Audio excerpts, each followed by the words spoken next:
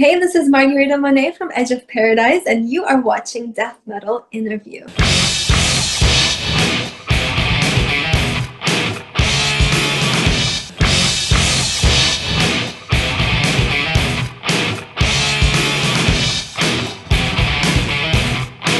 That metal interview. So I've had you on the show about a couple of years ago. So welcome back. And what's been You. what's been different after a couple of years, Margarita? What's going on in the world of yourself and Edge of Paradise? Well, thank you for having me back. I appreciate it. Well, we've been touring a lot, um, recording a lot. So for us, it's just been kind of keeping the momentum going and the story, the concepts. So yeah, we've done a lot of tours in the last few years. So that's the big thing for us to keep touring. But Very cool. So I understand you lived in Russia, the first the first piece of your life. I guess I can say that. Is that so? And what was your first thought when you came to the USA? yeah, so when we moved, I was 11, and we moved to Houston, Texas. At the time, Houston was smaller. Now it grew into much bigger cities. So it was a big change for me in a way. Also, the heat. I'll never forget, we came in July and the airport doors open and the intense heat. Never felt that in my life. So, but yeah, I mean, I was a kid, so I was able to adjust. It was just the lifestyle was a lot different. Um, and then, went to high school there. When I lived in Moscow, I was immersed in the arts and like the culture and all of that. So I had to find that in Houston. And I did. I went to Performing Arts High School, and then I went to New York. And then New York felt a lot more like what I was used to. So that was really cool to experience. But now I miss Houston because I have a lot of great memories there. So I think it's just having the mindset to be open and experience different places in Yeah, life. but I'm in Texas, so I'm in Eagle Pass, about a couple hours from San Antonio. So I understand the heat part of it. Yeah. This is horrible, horrible. So I've heard some people refer to your band as cinematic rock, cinematic metal, sci-fi.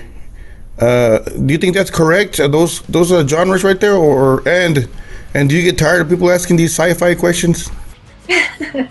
Well, I mean, I really like sci-fi, and I like, my dad is a scientist, so I've always had interest in science and just asking questions and be more inquisitive. So it's kind of a way for me to tie music and science in a way. But yeah, I mean, I guess it's a, we are cinematic band, and whatever people can label us. We try not to ever, because we've been labeled so many different things. So we just focus on what we like to do and where the music grows, and wherever it falls under, pave our own path forward.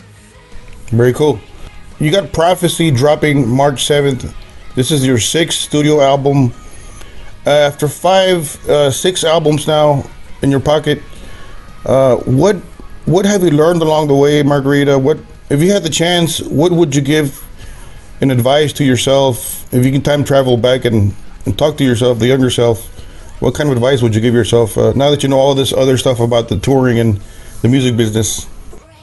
Well, not to rush and enjoy the moments, because I think when starting something or being in a band, everything is what's next. Just rushing through things, thinking about you know how you what you're gonna do next. So you kind of forget to really live and take in the moments.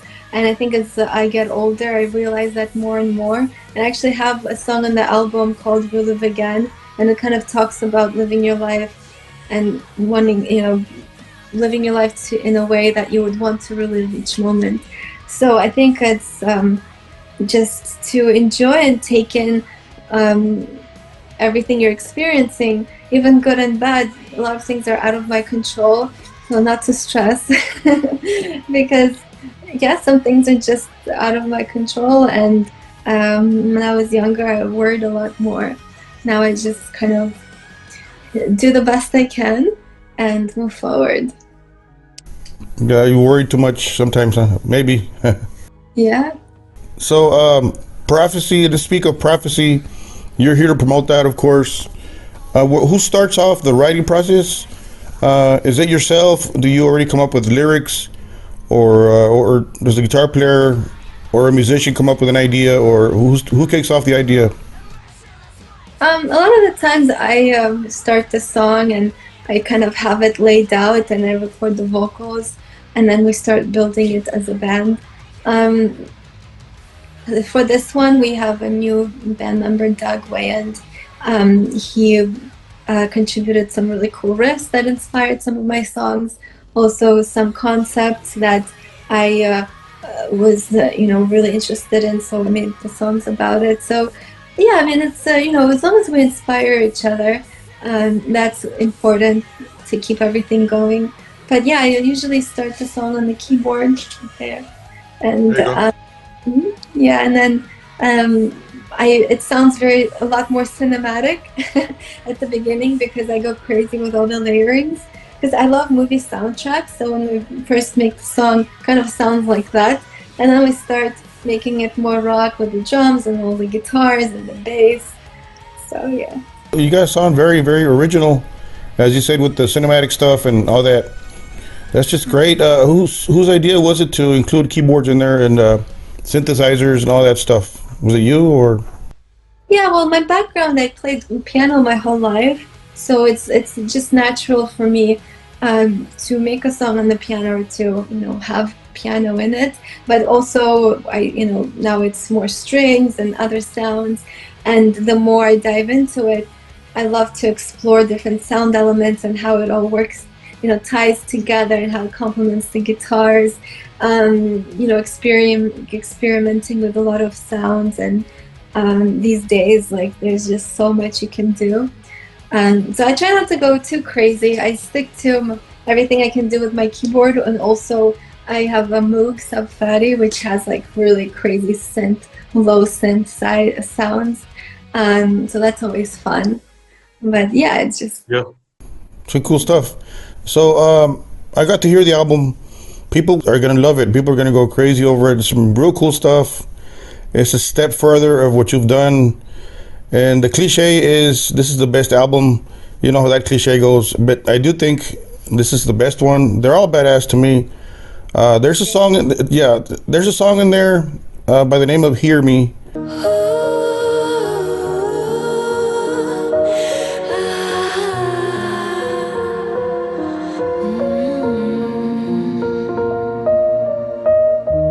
I just want to be heard in a world so loud. It's a ballady slow song. I'm a balladeer, so can you talk about that song? Who came up with that title and the song and the lyrics? yeah. So that song was a complete last minute addition because we were going on a European tour and we needed 10 songs, and we were all convinced we had 10 until we were counting all the files in the studio, and it was only 9. So we kind of were freaking out because there's no way to record a full band song 3 days, for us at least. So our producer Mike Plotnikoff was like, just go home and make it on the piano. And before, like I used to, do piano versions of our songs, but I've never had just a song for our album strictly voice and piano. So it was a cool thing for me because that's kind of my background. So it was nice to just sit at the piano and really dig deep, and it was such a personal song and ask a lot of questions that kind of are layered within all the other songs, but it's just more right there in the open. And a lot of these questions also been on my mind since I was very young, just looking for meaning, asking, where do I come from? What is the meaning of this? And also showing the vulnerability of how it could be scary in this world to, share a piece of your soul. So yeah, that song is very meaningful to me, and I'm glad that we ended up having such an it adds dynamic to the album because it just brings everything to a stillness almost. You're saying this is like a personal song to you, the lyrics. Wow, very cool. So this is, you kind of do this as therapy in a way, huh? The lyrics? Oh wait, for sure. A lot of the songs are, well, our song "The Unknown," find strength in the unknown. It's kind of like the ultimate therapy for me because I am, fearful of what I don't know. I think I have this kind of mind also because I love science and all that, so I need explanation. I want to be able to have some sort of control of my environment to feel safe. So, but there is a beauty in finding strength in the unknown because, anything could be possible. So if you look at it from a positive side, and it kind of is underlying theme for this album as well, to find empowerment and positivity in like these new landscapes that we're in with artificial intelligence and all of that stuff. Does Mike, the producer, if people don't know this, his name is Mike Plotnikov, and does he help you when you're recording your vocals, Margarita? Does he say, you know what, don't do this, do that, stop doing that, let's change it to a little bit higher, the pitch, or do you just do whatever you think is fine? Well, I worked with Mike for so long now, and I think he really knows and understands me, and he knows our sound, so he definitely helps if he knows that I can do better or it's not, like he pushes me. He's just like, oh, do it again, you can do better. That's definitely what he does. Also, he just provides such a safe environment to be creative. We talk about so many crazy theories and ideas.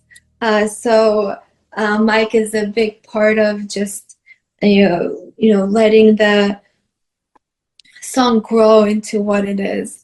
So he definitely guides, and also big part is he lets us be free to experience and let the song come to life. Because some producers can be like, no, we're doing this, we're doing that. So Mike is not like that, which is very cool. I saw an interview with Joe Elliott of Def Leppard, and he talked about working with Robert Mutt Lang, right, the producer guy. And he said that Robert Mutt had him do the same vocal line for over 100 times. And Joe Elliott found it, ridiculous. Unnecessary, and he left the vocal booth and went to the lounge or whatever, very upset, wanting to quit the band, wanting to just throw in the towel, I guess. Do you think sometimes producers do that kind of stuff to pick on the singers, or why do they do all these 30, 40 takes on one song? Or well, I don't know. I've never experienced that. Sometimes I push myself. I'm like, I want to do it again. I want to do it again because I hear how I want it to sound. So I guess it just depends what you set the bar at or what you hear in your head, and what you want it to come across. Because for me, that mindset kind of helped me evolve as a singer, because I had in my head that I have no limits. Whatever I hear, I'm gonna make it happen. So sometimes it does take a lot to get there. But I've never experienced that with a producer. Sometimes I'm the one that pushes myself more even. But yeah, I heard stories like you said, but I don't know what happened there. Maybe every take he did was bad. So. Yeah, I guess he's real precise and exact. I'm not sure. Remember that, I don't know, well, back in the day, right? They didn't have Pro Tools where you can do everything. So you really have to be, happy with your performance, I guess. Real quick, I know we're here to talk about you and the album. Another Robert Mutt Lang story. Bryan Adams said he went to the studio and to listen to his own stuff, and he heard his voice like a bunch of Bryan Adams. He said there was at least 30 Bryan Adams channels, And he asked Robert, "What are you doing?" And he goes, "Well, this is the left side of what people are listening to on the headphones. I put 30 bright amps on one side and 30 on the right side, and I'm gonna put 30 more in the middle." So wow, that's crazy, huh? Producers they're in their own world. So anyways, I went a little bit out. Sorry about that, but It's just first time incorporating 8-string guitars, Margarita. Why 8-string guitars now? And before there was no 8-string guitars. well, it's honestly we never really thought about having that. Just who needs another eight, another string? Seven is already too many. No, I'm kidding. But I think it's because Doug Wyant, he's the newest band member, and the first song, I forget, I think it was Death Note.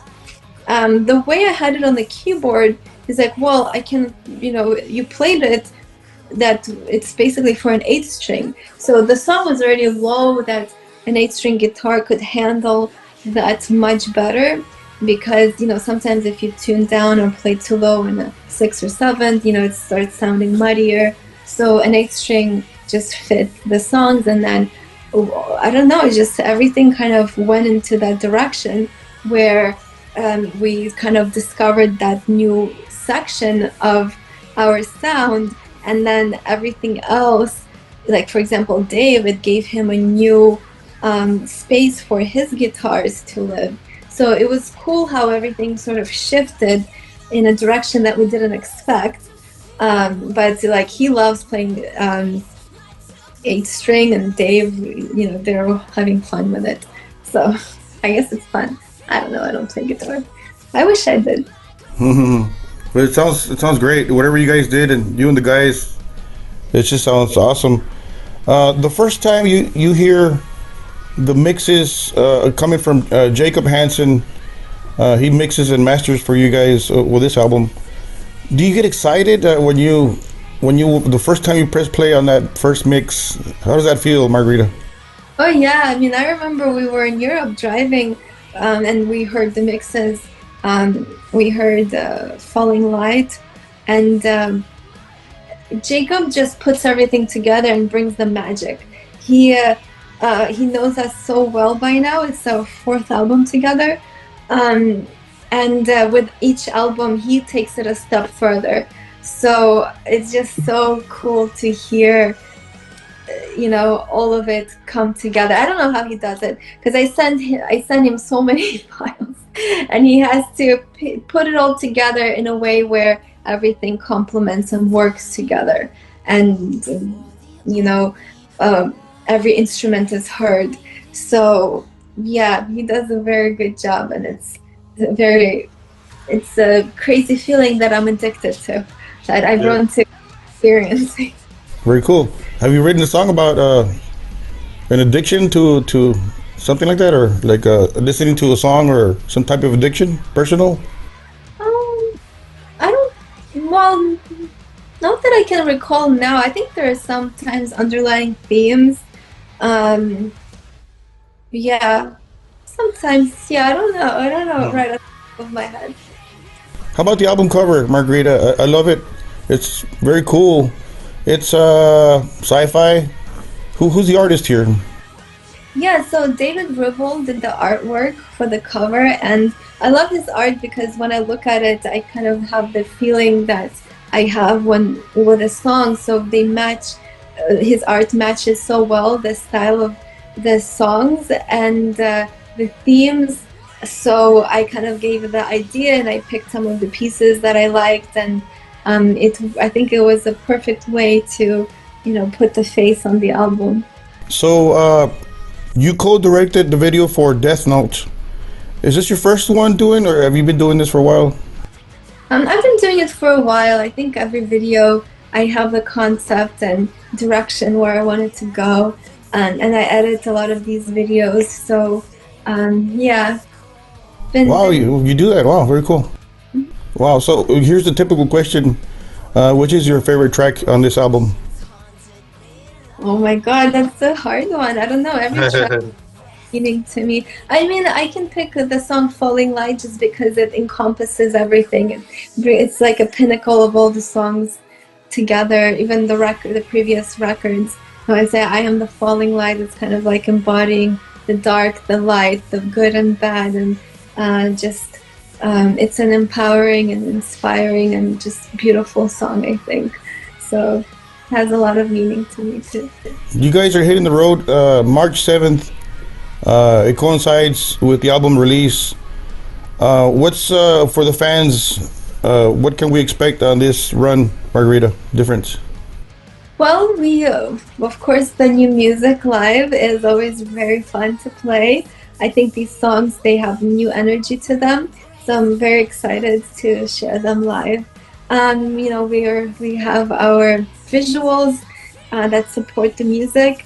But yeah, it's gonna be, the lineup is amazing. Delane, Zandria, I think it's gonna be a great night, and this type of music, the fans are so supportive, and I think it's going to be a really cool experience. So I'm excited. What's the most difficult part of touring for yourself, Margarita? Well, I mean, there's a lot to consider logistically, a lot to make sure everything goes right, a lot with the merchandise and, our set, and just, yeah, everything is not easy. Of course, also a lot of expense that goes into it, but it's very much worth it. We love to play live and share our music. So. How do you maintain your voice on the road? What's your regimen? I've heard some vocalists say, I don't talk before the show. I've heard some say, I don't talk after the show. And then I've talked to people that they don't care. They just talk whenever, and there's no regiment. What is yours? Oh man, I mean, sometimes it can be so difficult. Like, I do have to make sure everything runs smoothly, so I have to talk. I can't avoid that. But I try to get as much sleep as I can. Like, your body adjusts, so 4 or 5 hours becomes enough. I try to eat healthy, drink water, drink my tea. I usually bring a lot of stuff that if I get sick, I don't know, some herbal stuff. Just focus on the task at hand and try to get through it. So who are you when there's no mic, there's no band, and there's no CD, there's no music involved? What is a regular day for Margarita? What are your hobbies? What's a normal day for you as a human? This is all consuming. I don't have a regular day. I just, if I'm not reporting, I'm painting something. If not that, I'm writing something, or I'm always in this. But I, like, a lot of my hobbies, I now incorporate into the band, like with the art and, the videos. I really love to do all of this, and I used to do ballet, so in one of the videos I brought out the point shoes. So wow. I try to incorporate everything I love into the band. So the hobbies, I end up doing them for the band. But it is all consuming. There's just, sometimes I like to travel and see the world and kind of take a break from everything. But it doesn't happen often. What's on your bucket list? What's something you would like to do that you haven't done yet, either personally or with a band? Well, I would love to have a big stage show. Hopefully we get to a point where we can really, dress up the stage and create a fully immersive experience for the people. Because, we haven't really done a full-on headlining tour like that. So that's going to be cool. So I would love to maybe make music for a movie soundtrack. Would be fun. There's so many things I want to do. I want to make a movie. We'll see. Oh wow, that'd be great. That'd be cool. That'd be exciting for the fans. Yeah. Before I let you go, Do you want to send? Would you like to send a message to your fans and friends watching this? Well, first of all, thank you so much for having me, and thank you to all the fans for supporting us. We are here because of the fans, because they've been supporting us from the beginning. So we're so grateful and excited to share this next chapter of the band. So thank you. Well, very cool. So thank you for making time, Margarita, and Prophecy. A very, very awesome, badass selection of songs. Congrats, and fans will love it.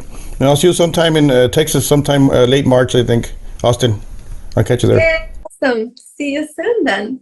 Awesome. Take it easy, Margarita. Keep rocking. Bye. A cinematic, metallic adventure awaits us metalheads once you press play on Prophecy. Edge of Paradise presents Prophecy, Napalm Records, and it is now available. You guys can order it, you guys can stream it, you guys can just press play, download, blah blah blah. And we thank Margarita for returning to the show and to promote the new music, of course, album by the name of Prophecy. Once more, for you guys and girls, you guys can check it out on all digital streaming services and so on and so forth, right? So support the band on the road. They might be already finished the US tour. Once you hear this, they finished in March. It was a full March tour for us fanatics, right? If you caught them on tour, awesome, great. If you missed them, log on to their socials for further details on further future tours, right? Or their website, edgeofparadiseband.com. And as far as you guys, our followers, thank you for supporting the podcast in whichever way you guys support it. Thank you guys. Much appreciated from your friend and buddy from Texas, James, where I am still spinning around the third planet from the sun. Don't forget to keep it metal.